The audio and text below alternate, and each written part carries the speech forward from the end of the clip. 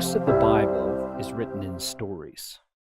Even the parts that aren't written in stories are fitting into a story, right? So Paul's writing a letter to a church, but it's a part of a story of how God is working in that church, and he's like saying very specific things.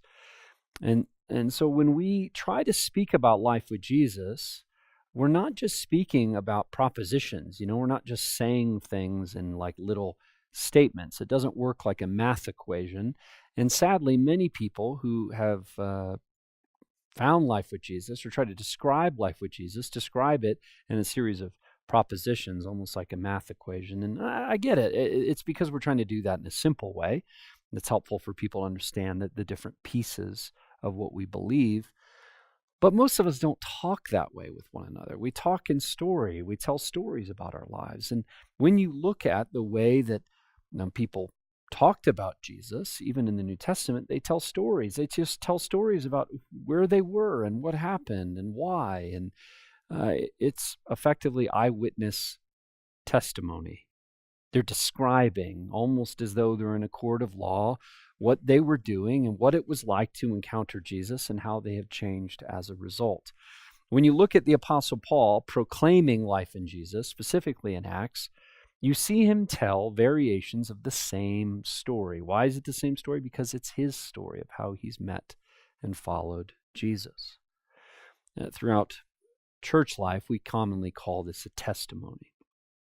I find that someone telling their testimony of meeting Jesus is the most effective way to share your faith. And a testimony, according to the New Testament, specifically Paul, follows a pretty predictable model. It talks about what it was like before you experienced different kinds of life with Jesus, how you experienced and encountered Jesus, and what it's been like since. Now, those parts aren't equal in size. The before should be small. The encountering Jesus should be the majority of what you talk about, and the after is kind of small. You see that in the Apostle Paul. He'll tell his whole life story, maybe in 5 or 6 sentences, and then he slows way down and describes what might have been 10 or 15 minutes or 20 minutes where he encounters Jesus with, the majority of his time, maybe 75% of his time. So 5%, 75%. And then it'll take maybe 15 or 20% to describe what his life has been like after that.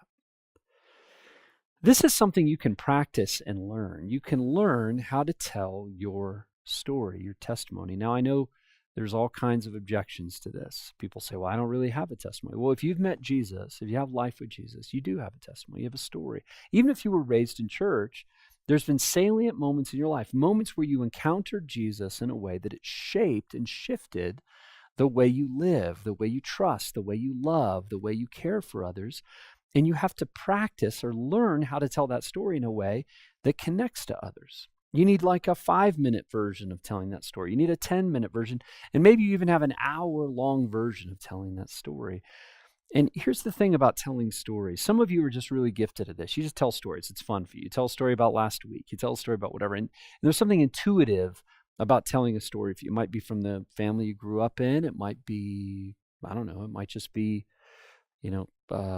just you're extroverted and you like to tell stories. You do it for a living, and who knows. Most people need to learn how to do this. They need to be intentional and practiced. So what we're having you process this week is, how would you tell your own testimony in a way that someone could attach to it? They could go, oh, so that's what it looks like to meet Jesus. So that's what your before sounds like my before. Or your before sounds like a lot of people's before.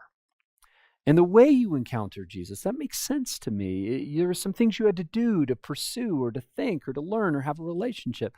And then there were some things you had to do to say yes to that life of encountering Jesus and then follow him accordingly. And then your life hasn't been perfect on the back. You don't want a story from after Jesus that's just like you're completely perfect and everything was great after that. You want to sound honest about how you continue to grow with Jesus. Now, I find most people that have love and follow Jesus have never done this. So we're asking you to get really clear about what your story is, how you've encountered Jesus, and then learn how to share that with some people that are around you. Now, listen, this isn't going to go perfect. Even as you try to learn this, there's some ways that you learn how to get better and more comfortable in how you tell this story. Or maybe you'll ramble on about things that don't matter the first few. That's totally fine. We're all learning and growing. But here's the point. For people to come into life with Jesus, they need living examples. They don't need propositional truths that they reason through. People want to see in flesh and blood what it is to have life with Jesus. And that's what you are. You're a walking billboard that speaks of life with Jesus. You might be the only Bible anybody ever reads. You're a living example of the words in the life of Jesus. And you need to have some mechanism, some means by which you tell your story. And the power of a testimony is it's your story. Like, no one can argue with it. So work on that this week and try to find some ways to share that, and just have grace with yourself. Even if it doesn't work, it's going to be totally fine. You can learn this. And so I'm excited to have you take this on this week.